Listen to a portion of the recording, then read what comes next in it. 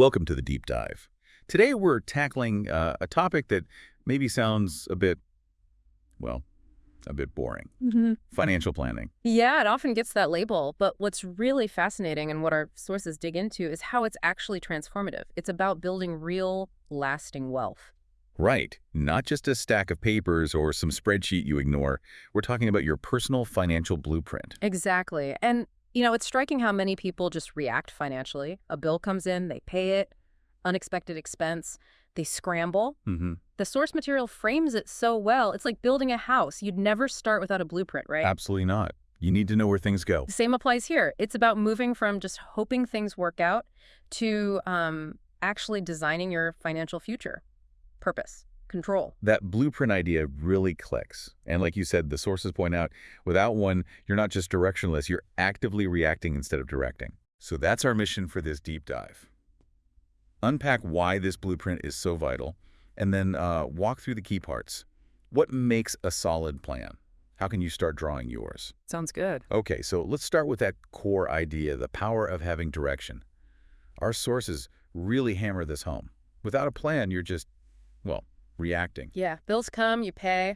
Maybe save a little if there's cash left over. Hope for the best. It feels very passive. Exactly. But a plan shifts that entirely. You move from reacting to being proactive, taking control. And a huge part of that control, as the source highlights, is connecting it all back to goals, clear goals. Right. It's not just about putting money away vaguely. It means every financial decision, even small ones, should ideally align with where you want to end up long term. Okay, but that connection can be tough, right? Linking like my coffee purchase today with retiring in 30 years.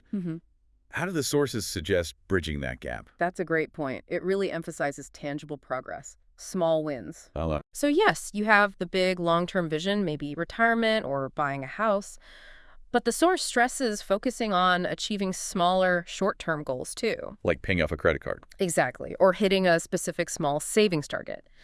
These wins build momentum, they build confidence. It makes those huge, far-off goals feel, less daunting, more achievable. Brick by brick kind of thing. Precisely. So with that vision, that direction set, the blueprint then gets down to the practical building blocks. First up, setting those goals properly. Yes, and the source is clear. They need to be specific, measurable. Not just, I want to save more money. No, that's too fuzzy. It needs to be concrete, like pay off the Visa card balance of X dollars by December, or save Y amount for a house down payment over the next 3 years. Short term, long term. And writing them down, does the source mention that? Absolutely. The act of writing them down makes them more real. It turns a wish into a commitment.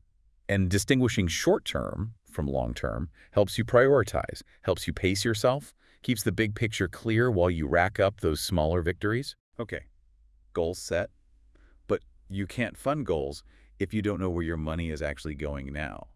So, next up in the blueprint, budgeting. The foundation. You absolutely need to know the flow. Where does it come in?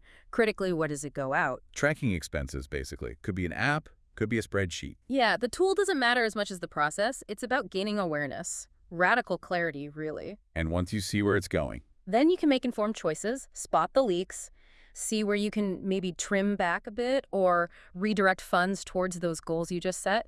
It turns passive spending into active allocation, purposeful. got it. So, spending's clear, goals are set. What about existing roadblocks? Debt often comes up. Oh, definitely. A solid blueprint has to address debt. Our source material discusses different strategies. Like the Snowball versus Avalanche thing. Exactly. The debt snowball, paying off the smallest debts first, regardless of interest rate, to get those quick wins and build momentum. Psychologically satisfying. Very. Then there's the debt avalanche, tackling the debts with the highest interest rates first. Mathematically, this saves you the most money over time. So one's about math, one's about motivation. You could say that.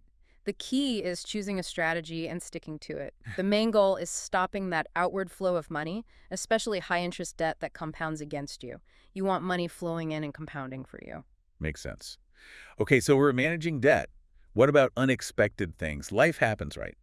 Cars break down, people lose jobs. Which brings us to a huge one, the emergency fund. The source really emphasizes this. The 3 to 6 months of living expenses, safety net. Yes. And it's more than just savings. It's behavioral protection. Behavioral protection, how so? Well, think about it. Someone gets started investing, things are looking good, then boom, A major unexpected expense hits without that emergency fund buffer. They might have to sell investments, maybe at a loss. Exactly. They derail their long-term plan because of a short-term crisis.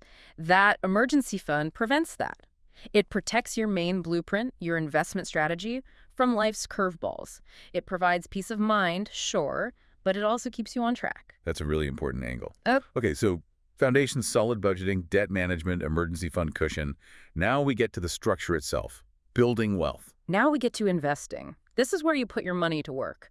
Stocks, bonds, maybe real estate, perhaps even business ventures. This is how you build the walls and roof of your financial house, so to speak. But it's not just throw money at the market, right? Absolutely not. The source is very clear. This is not one size fits all. Your investment strategy has to be tailored. Tailored to what? To you.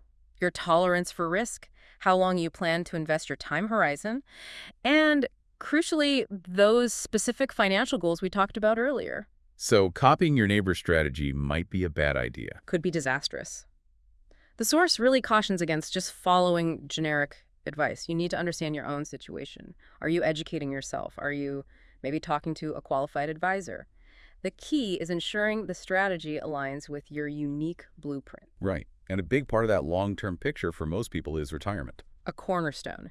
The plan needs clear retirement goals, often using things like 401ks if your employer offers one, or IRAs, individual retirement arrangements. And the source mentions compound interest here. Oh, yeah. Compound interest is framed as your best friend, but the critical element is time. Starting early matters.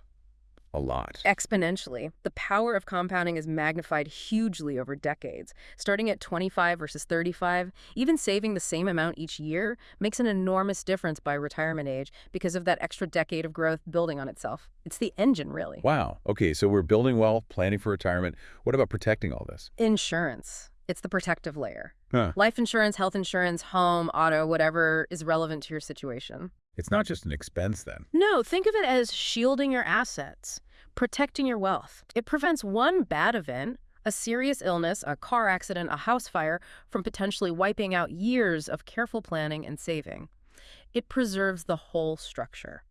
Okay, so we've built this detailed blueprint: goals, budget, debt plan, emergency fund, investments, retirement, insurance. Are we done? Just set it and forget it. Definitely not. Life changes, right? Constantly. So your financial plan can't be static. The source stresses this. Regular review and adjustment are essential. Like when? What kind of life events trigger a review? Big ones, certainly. Getting a new job, or maybe losing one, buying a house, getting married, having kids. Even smaller shifts in income or major goals might warrant a look. So it's a living document. Exactly, you have to treat it that way.